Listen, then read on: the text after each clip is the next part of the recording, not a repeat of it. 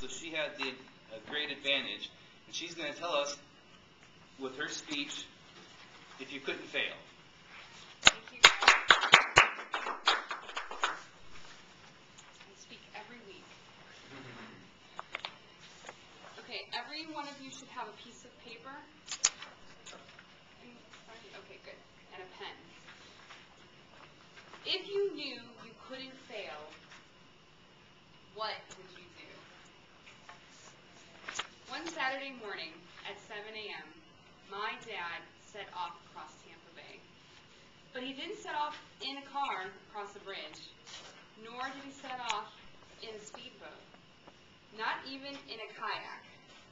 My dad leaped right into the cold, icy water and swam.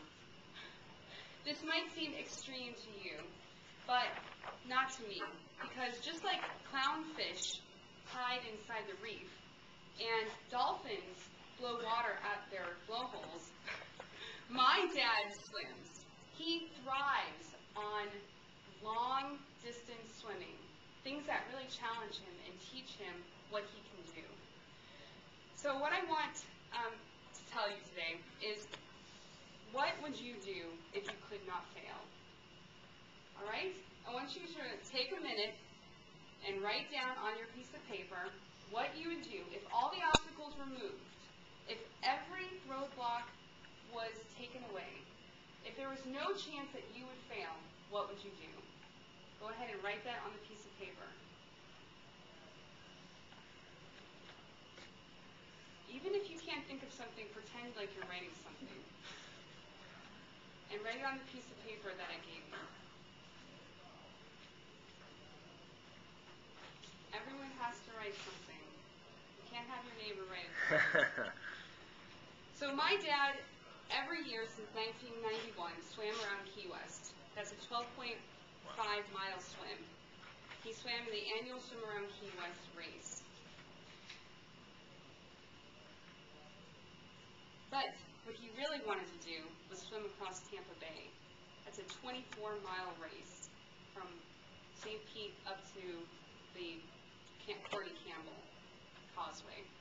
So what he really wanted to do was swim across Tampa Bay. One day, my dad was swimming, just in his normal swimming, and he started having a pain in his shoulder, and he didn't know what it was. But being who he is, he's very stubborn, he decided not to go to the doctor right away, and he waited several months. Well, when he finally did go to the doctor, he was told some very sad news. The doctor said, "Bill, I'm sorry, but you're going to need surgery. You have a bone spur." My dad's dreams of long-distance swimming now seemed doubtful. Was he going to recover? Would he be able to swim across Tampa Bay? Even his favorite swim around Key West was in doubt. He definitely was not going to be recovered for the annual Swim Around Key West in June. So, after several months, he went back to the doctor to see what the doctor would say. Now, I want you to look at your piece of paper, what you've written down. Okay? Think about if you were told absolutely for sure you would never be able to do that. How would you feel? Would you feel disappointed?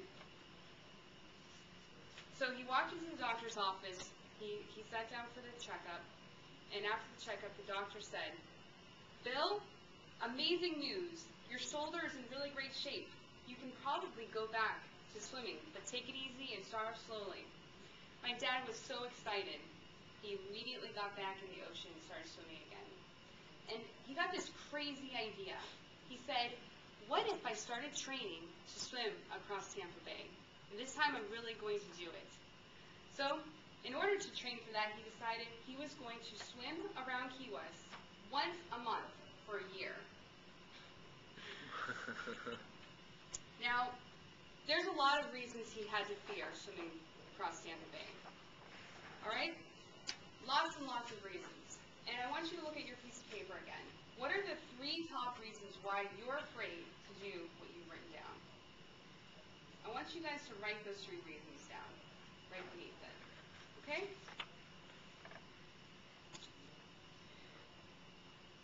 My dad had more than 3 reasons to be afraid. But instance, he had never swam 24 miles before. He'd only swam 12.5. So 24 miles was twice as long than he'd ever swam. Is that anything close to what kind of fear you have? Okay, another reason is because my dad swims in Key West. It's very cold in Key West. I mean, very warm. And the water, comparatively, in Tampa Bay in April is very cold. My dad is not a cold water swimmer. So, my third reason that my dad was afraid of swimming across Tampa Bay was all the sharks. Does anyone of you have sharks on your list? No? Okay. Yes? Yeah. Oh, all right. Okay, so my father decided to overcome all those fears. He wanted to do this race more than he wanted to think about those fears. So one Saturday morning at 7 a.m., he set off with 10 other swimmers. I was the onshore person. That means that I had the hard job of waiting with the car, doing other things while he swam. My dad swims about 2 miles an hour, which means that he would be arriving at Cordy Campbell about 12 hours later. So I spent my time in St. Pete doing homework and praying for him. And at 6:30 or so, I showed up at the Courtney Campbell, and I started scanning the horizon, looking for boats. He had a speedboat and a kayaker. My sister was kayaking with him. So I'm looking. The cool salt air is blowing through my hair, chilling me. It was April 21st, 2007. And I see a boat on the horizon. So I'm staring at it with all my might, wishing for x-ray vision so that I can see if that's my sister and the little kayak next to it. As they approach, I realize it's not my sister. So now anxiety is filling my body. I'm so nervous because he should be here very soon, and I don't see him yet. Suddenly, I notice there's a group of people off to my right. They're all circled around a man with a clipboard, and they seem to be upset about something. I start to worry, and I get a little bit closer within earshot over the whipping of the wind. And then I hear the fateful words. We don't know why he died, but we think it's a heart attack. Until we do an autopsy, we won't know for sure. My heart stops at this moment. I mean, I'm standing there on the beach waiting for my dad to finish a 12-hour swim, and these people are talking about someone dying, okay? And I am telling you, I do not have any, this word, okay? So I break into the circle and I say, hi, excuse me, my dad's out there swimming. Can you please tell me who you're talking about? They say, it's a 57-year-old swimmer. Well, my father is a 57-year-old swimmer. I'm like, can you tell me his name? I'm really having a heart attack. And they're telling me, they say, yes, his name is Dave Parcels. Relief floods my body. My dad's name is not Dave Parcels. So I asked, do you have any status on Bill Welzien? The man flips through his charts, looking through all of them, having a hard time. Oh, yes, boat number 67. Yeah. We actually had to pull him out of the water. Now, at least I know he's not dead. I'm like, why? What happened? And he says, because he had only reached 20 miles at 11 hours and 25 seconds. We know that at that point, you have to be like 22 miles. So now the current's going the other way, and he's not going to reach the shore he's aiming for. I feel two emotions at this moment. First of all, I'm completely thankful that my dad is safe, okay?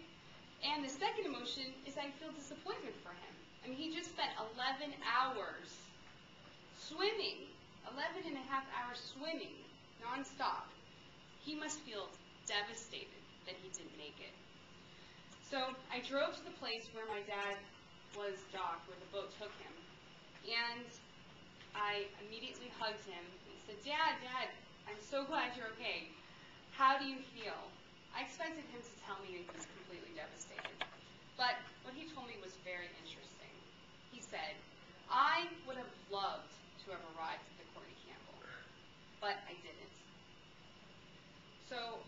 took from this is I have learned so much about myself. I know now that I can swim for 20 miles straight. Not one time did I ever want to give up. I kept going. And I gained a personal record now of 20 miles in a long-distance swim of 11 hours and 25 minutes. So I want you to look at your piece of paper. How would you feel on your deathbed if you had never even tried to attain your goal? Mr. Toastmaster?